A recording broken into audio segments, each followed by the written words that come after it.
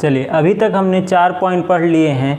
अगर आपने वो वीडियो ना देखी हो तो जा कर के इसका डिस्क्रिप्शन में लिंक दिया गया है, आप सभी देख सकते हैं। अब हमारा अगला टॉपिक शुरू करने चल रहे हैं, real numbers.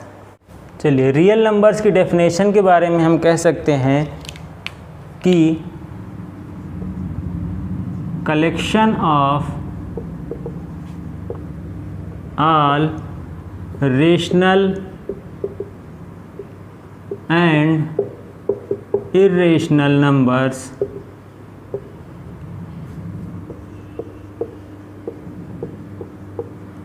is called real numbers।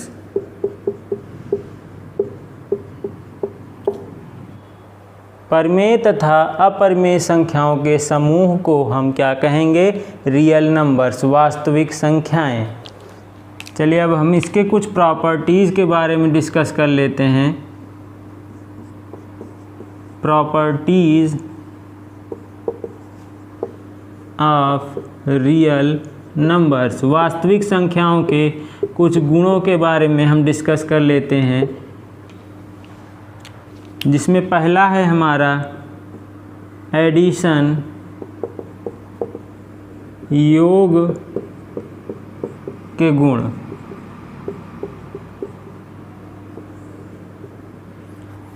इसमें हम पहला पढ़ेंगे एडिशन का क्लोजर नियम क्या कहता है? Sum of two real numbers is always a real number. यदि हम दो वास्तविक संख्याओं को जोड़ेंगे तो सदैव इनका योग एक वास्तविक संख्या प्राप्त होगा। एग्जाम्पल के तौर पर देखते हैं, 3 + 1/2 को हम जोड़ेंगे तो हमें प्राप्त होगा 7/2। यह भी क्या है? एक रियल नंबर है। 3 भी क्या है? एक रेशनल है, और ये भी एक रेशनल है। दो रेशनल नंबर्स को जोड़ा तो एक रेशनल नंबर प्राप्त हुआ, और यह एक रियल नंबर भी है। अतः क्लोजर समवृत्त माने बंधा हुआ है, इसका नियम दो वास्तविक संख्याओं का योग सदैव वास्तविक संख्या होगी। अतः यह पहला नियम है लॉ ऑफ क्लोजर। चलिए, पहला नियम हमने पढ़ा एडिशन का, क्लोजर नियम उसके बारे में देख चुके हैं कि दो रियल नंबर्स का सम ऑलवेज एक रियल नंबर होता है। अब आगे देखते हैं कॉम्यूटेटिव नियम, क्रम विनिमय नियम क्या कहता है कि यदि हमारे पास दो संख्याएं हैं, इफ़ टू रियल नंबर्स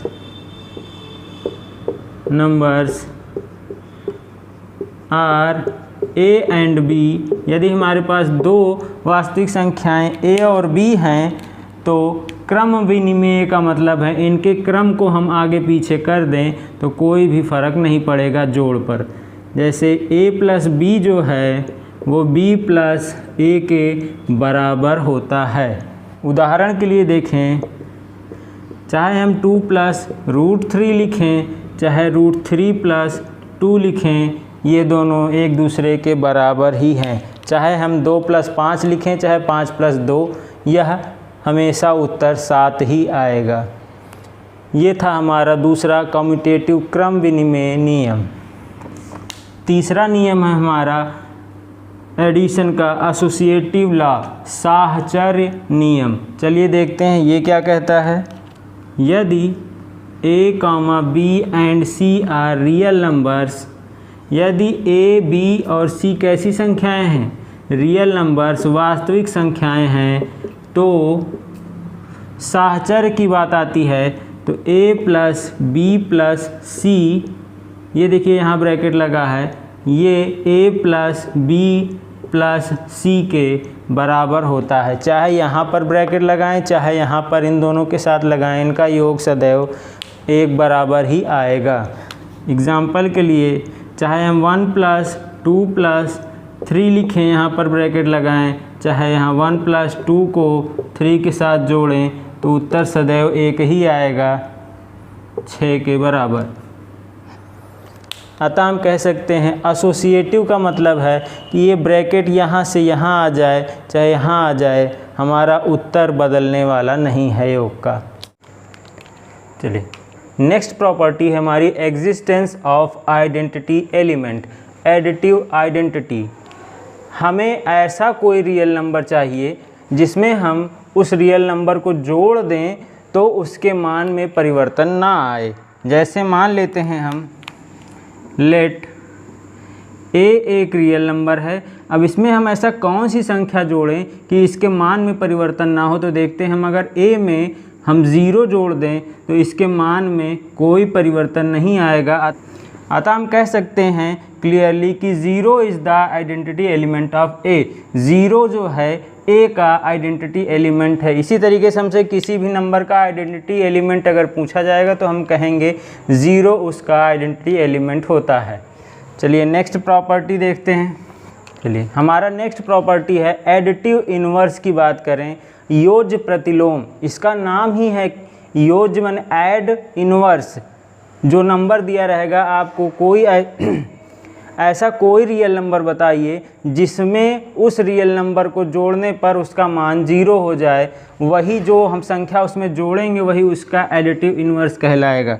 जैसे लेट ए हमारे पास एक रियल नंबर है, इसमें हम ऐसी कौन सी संख्या जोड़ें कि यहाँ इसका मान 0 हो जाए। तो हम क्लियरली कह सकते हैं सर ए में -a अगर जोड़ेंगे तभी इसका मान 0 हो सकता है। अतः हम क्लियरली कह सकते हैं कि -a जो है ए का एडिटिव इन्वर्स है। हमसे पेपर में यही सवाल पूछ लिया जाता है कि बताइए एग्जाम्पल के तौर पर -2 का योज्य प्रतिलोम अगर हमसे पूछेगा तो हम कह सकते हैं इसका उत्तर +2 होगा।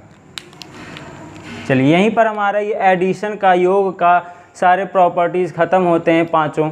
अब हम लोग अगला देखते हैं। मल्टीप्लिकेशन में पहला है क्लोजर समवृत्त नियम। यह नियम कहता है the product of 2 real number is always a real number. 2 वास्तविक संख्याओं का अगर हम गुणा करेंगे तो सदैव हमें एक वास्तविक संख्या प्राप्त होगी। चलिए उदाहरण से देखते हैं। अगर 2 में हम √3 से मल्टीप्लाई करें, यह एक रियल नंबर है, यह भी एक रियल नंबर है, तो हमें आंसर 2√3 प्राप्त होता है। यह भी एक रियल नंबर है, अतः यह दिया गया नियम सही है। चलिए दूसरा है हमारा कम्यूटेटिव क्रम विनिमय नियम। इसमें क्या कहता है, यदि a और b 2 रियल नंबर्स हैं, if a and b are 2 real numbers then a into B equals to b into a होता है। क्योंकि यहाँ पर ये क्रम विनिमय क्रम को बदलने से इसके मान में कोई परिवर्तन नहीं होता है, ये सत्य होता है गुणन के लिए। ये इसका दूसरा नियम है। तीसरा है हमारा एसोसिएटिव साहचर्य नियम, गुणा का साहचर्य नियम। देखते हैं क्या है। If a b and c are real numbers, यदि a b c 3 real numbers हैं देन a गुणे बी गुणे सी बराबर होता है a गुणे बी गुणे सी। देखिए यहाँ पर ये ब्रैकेट इसमें लगा है और ये इसमें लगा है। यहाँ हम उदाहरण से देख सकते हैं कि 3 × 5 इंटू √3 करें, चाहे 3 × 5 ब्रैकेट में इंटू √3 करें, इसका मान सेम ही आएगा।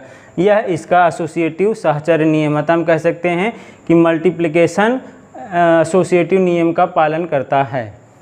चलिए चौथा है हमारा मल्टीप्लिकेटिव आइडेंटिटी की बात करें। जैसे हमने एडिटिव आइडेंटिटी में देखा था कि कोई एक ऐसी संख्या बताइए जिसको उसमें जोड़ने पर उसका मान परिवर्तित ना हो। वहाँ हमने देखा था कि 0 ऐसा था जिसको जोड़ने पर उसका मान परिवर्तित नहीं होता था। यहाँ पर है, मान लेते हैं a एक रियल नंबर है, तो अब आप ऐसा कोई नंबर बताइए जिसमें इससे गुणा करने पर इसका मान वही रहे। तो हम क्लियरली कह सकते हैं कि 1 is the multiplicative identity of a। देखते हैं अगर हम 1 से a में मल्टीप्लाई करें तो भी हमें a ही प्राप्त होगा, हमारे उत्तर में कोई परिवर्तन नहीं होता। उदाहरण के तौर पर देख लेते हैं। हमसे अगर कोई कहे कि 2 का मल्टीप्लिकेटिव आइडेंटिटी बताइए, 2 का मल्टीप्लिकेटिव आइडेंटिटी बताइए, तो हम क्लियरली बता सकते हैं कि इसका मल्टीप्लिकेटिव आइडेंटिटी 1 होगा। अतः यहाँ से हम कह सकते हैं कि for all real numbers 1 is the multiplicative identity. यहाँ पर सभी रियल नंबर्स के लिए अगर हमसे मल्टीप्लिकेटिव आइडेंटिटी पूछा जाए तो हम कहेंगे उसका आंसर 1 होगा। अगली प्रॉपर्टी हमारी मल्टीप्लिकेटिव इन्वर्स गुणन प्रतिलोम के बारे में देखते हैं।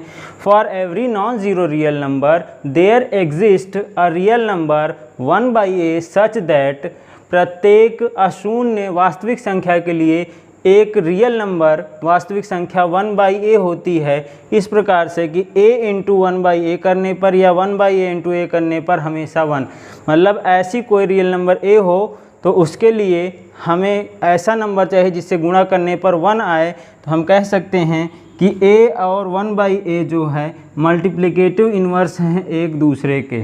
इसी तरीके से हमसे इस पे पूछ सकता है कि 2 का मल्टीप्लिकेटिव इन्वर्स बताइए, तो उसका आंसर होगा 1/2। पांचवा है distributive laws of multiplication over addition. Multiplication भी हो और एडिशन भी हो तब इस पे हमें डिस्ट्रीब्यूटिव लॉ का बंटन नियम देखना है। तो मान लेते हैं a, b और c 3 रियल नंबर्स हैं। देन इसको अगर हम लिखें इस प्रकार से a इंटू ब्रैकेट में b प्लस c तो बराबर होगा a इंटू b, इस a का b में मल्टीप्लिकेशन होगा और एडिशन रहेगा यहाँ पर a इंटू c, a का c में।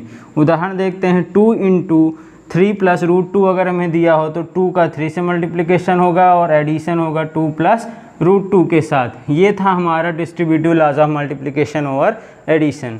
अब हम लोग देखते हैं some important results on real number. वास्तविक संख्याओं पर हमें कुछ इंपॉर्टेंट रिजल्ट्स के बारे में डिस्कस कर लेते हैं। For all positive real numbers a and b we have the property. सभी धनात्मक वास्तविक संख्याओं a तथा b के लिए हमारे पास क्या है नियम।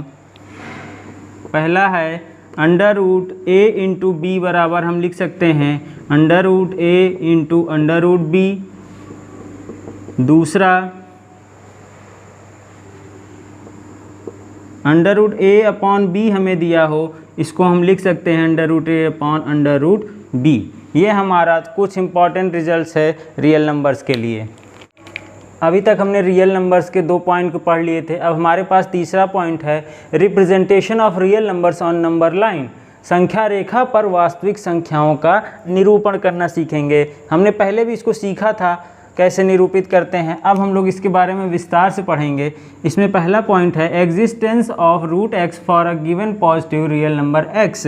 एक दिए गए धनात्मक वास्तविक संख्या x के लिए √x का अस्तित्व होता है कि नहीं होता है, इसको हमें सिद्ध करके दिखाना है।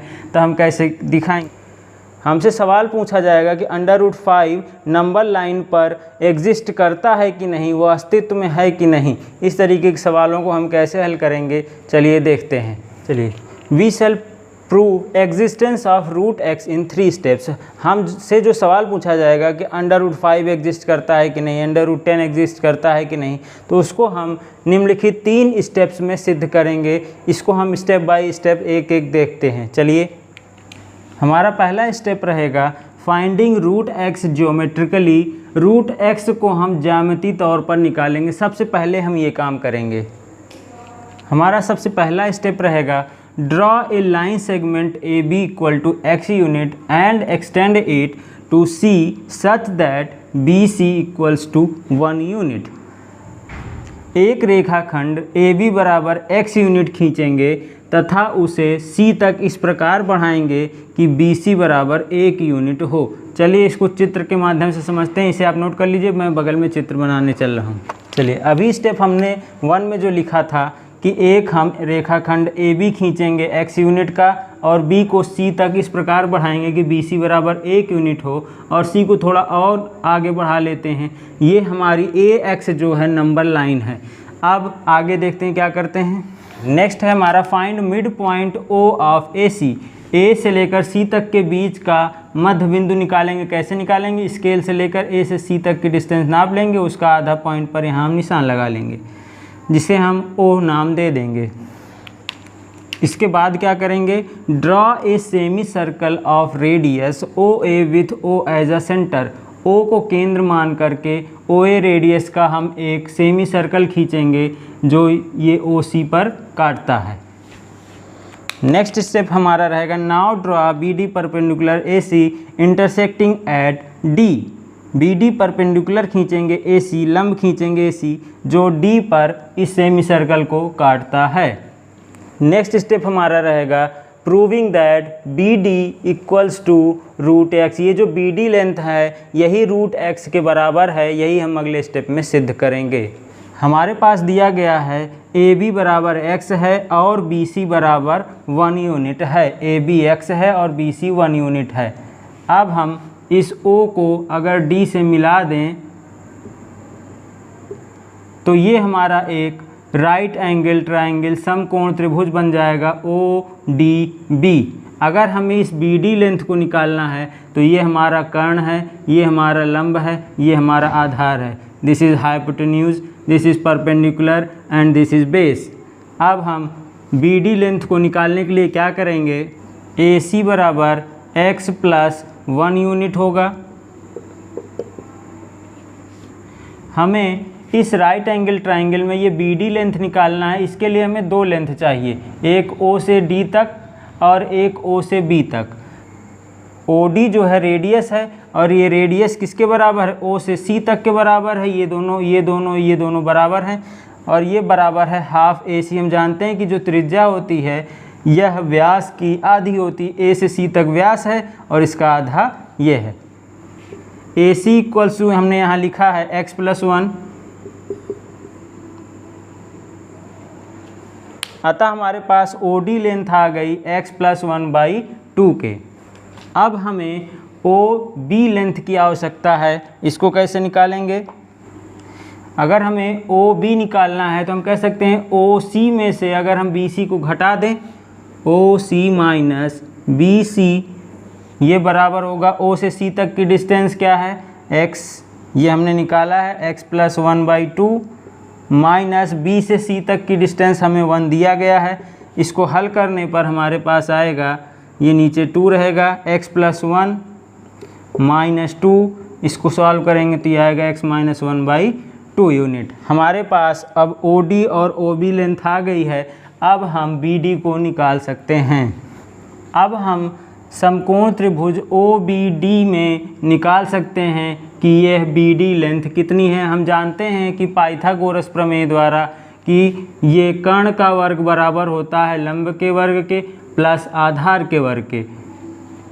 पाइथागोरस के नियम से हम कह सकते हैं कि सर OD का स्क्वायर बराबर होता है OB के स्क्वायर के, BD के स्क्वायर के। यहाँ पर हमें BD निकालना है, अतः BD स्क्वायर बराबर हो जाएगा OD square minus OB square. चलिए इसको सॉल्व कर लेते हैं। OD लेंथ हम निकाल चुके हैं O से D तक, ये है x प्लस 1/2 का होल स्क्वायर माइनस OB भी अभी हमने निकाला, ये था x माइनस 1/2 का होल स्क्वायर। इन दोनों को हम सॉल्व करेंगे, ये है a स्क्वायर, ये है b square. a square minus b square बराबर एक ब्रैकेट में a प्लस b, दूसरे में a माइनस b। इसको सॉल्व करेंगे, यहाँ पर एलसीएम सेम है, ये x plus 1 plus x minus 1, ये इसको सॉल्व करेंगे x प्लस 1 माइनस x और ये माइनस माइनस प्लस हो जाएगा। यहाँ पर हम देख रहे हैं ये x से x कट जाएगा, ये 1 से 1 कट जाएगा, ये आएगा 2x और ऊपर बचेगा केवल x, ये 2 से 2 कट जाएगा इनटू यहाँ पर 1 1 2 और ये 2 से 2 कट जाएगा, यहाँ आएगा 1। अतः ये आएगा x के बराबर। BD स्क्वायर बराबर x या BD इक्वल्स टू √x। यही हमें सिद्ध करना था कि BD बराबर √x होता है। स्टेप 3 हमारा रहेगा representing √x on real line. वास्तविक संख्या रेखा पर हमें √x को डिनोट करना है, यानी OD को हम देखेंगे कि ये इस लाइन पर कहाँ पड़ेगा √x की वैल्यू। अब रिप्रेजेंट करने के लिए इसको हम क्या करेंगे, extend BC up to x। BC को हम थोड़ा और आगे बढ़ाएंगे x तक। Take B as a centre and BD as a radius. B को सेंटर मान करके और B और D की रेडियस लेकर के हम एक आर्क लगाएंगे जो कि इस BC लाइन को कहीं पर मीट करेगा। चलिए देखते हैं ये कहाँ मीट करता है। जब हमने आर्क खींचा BD रेडियस का तो ये आकर के इस पॉइंट को E पर काटता है। हम कह सकते हैं कि BD, चूँकि BD बराबर BE के है, BD जो है वही BE के बराबर है और यही हमारा √x के बराबर होगा। अतः हम कह सकते हैं कि ये पॉइंट E जो है यही डिनोट करेगा √x को। अतः हम कह सकते हैं कि पॉइंट ई जो है रूट एक्स को डिनोट करेगा नंबर लाइन पर। इतनी प्रक्रियाओं द्वारा हम सिद्ध कर सकते हैं कि रूट एक्स लाई करेगा नंबर लाइन पर। चलिए एक बार हम नटसेल में सीख लेते हैं कि अभी तक हमने इसको कैसे ड्रॉ करना है। हमसे सवाल पूछा जाएगा कि represent root X on number line, कहेगा एग्जिस्ट करता है कि नहीं करता है, हमें दिखाइए। तो हमने 3 स्टेप्स फॉलो किए थे। पहले स्टेप में हमने क्या देखा था, रूट एक्स को ज्योमेट्रिकली तौर पर हम फाइंड करेंगे। उसको फाइंड करने के लिए क्या करेंगे, सबसे पहले ए से लेकर के बी तक एक एक्स यूनिट की लेंथ खींचेंगे, एक लाइन सेगमेंट, फिर बी को थोड़ा और आगे एक्स तक बढ़ाएंगे। फिर हमने क्या किया था, बी को थोड़ा सी तक बढ़ाया 1 यूनिट, और ए सी का मध्य बिंदु हमने ओ लिया और ओ को रेडियस मान करके हमने एक सेमी सर्कल खींचा जो पॉइंट सी पर इसको कट करता है। यहाँ तक हमने स्टेप 1 में किया था।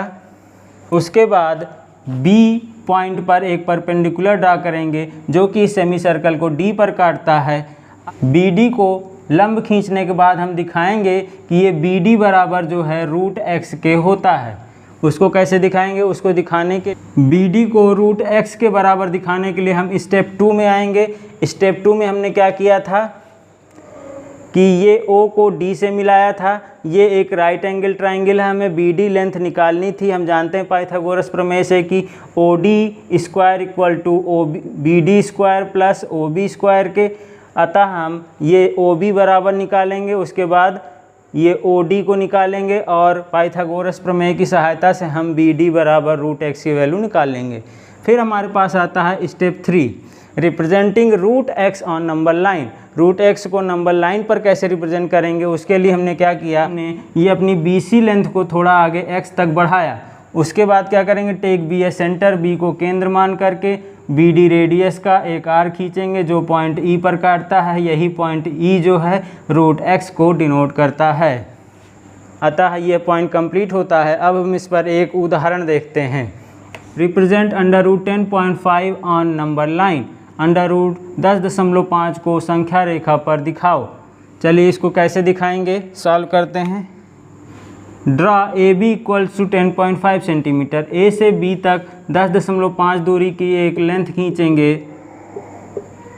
उसके बाद क्या करेंगे, बी को सी तक बढ़ाएंगे। कितना बढ़ाएंगे, 1 यूनिट।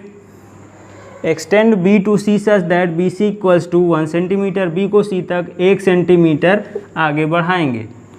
इसके बाद हम क्या करेंगे, take O as the mid point of a c. A c का मिड पॉइंट लेंगे ओ, और एक सेमी सर्कल ड्रा करेंगे, अर्धवृत्त ड्रा करेंगे ओ सी रेडियस का। ओ सी रेडियस का हम एक सेमी सर्कल ड्रा करेंगे।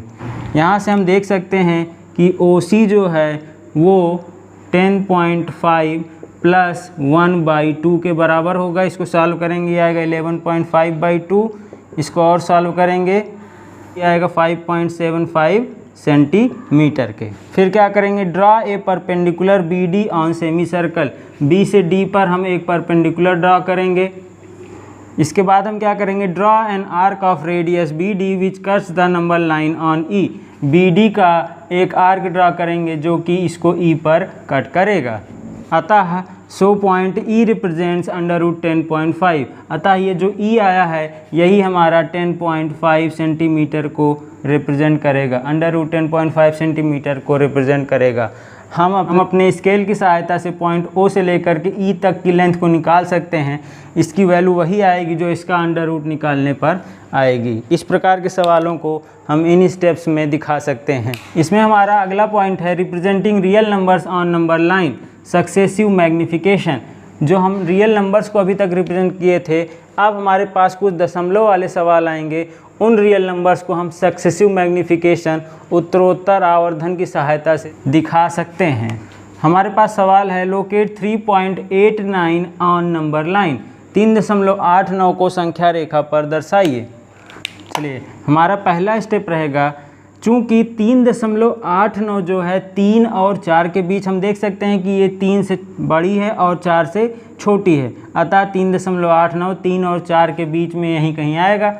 तो अब हमें इसको मैग्निफिकेशन की सहायता से इसको हमें बड़ा करके देखना है कि यह क्या है। जब हम जान गए कि हमारा 3.89 3 और 4 के बीच में आएगा, तो हम यहाँ पर 3 को अलग से 3 और 4 को लिए और हमने 3 और 4 के बीच की जितनी भी दूरी है इसको 10 बराबर भागों में बांट दिया। जब हमने 3 और 4 को 10 बराबर भागों में बांटा तो ये एक एक पॉइंट हमारा 3.1, 3.2, 3.3 ऐसे ही शो करेगा।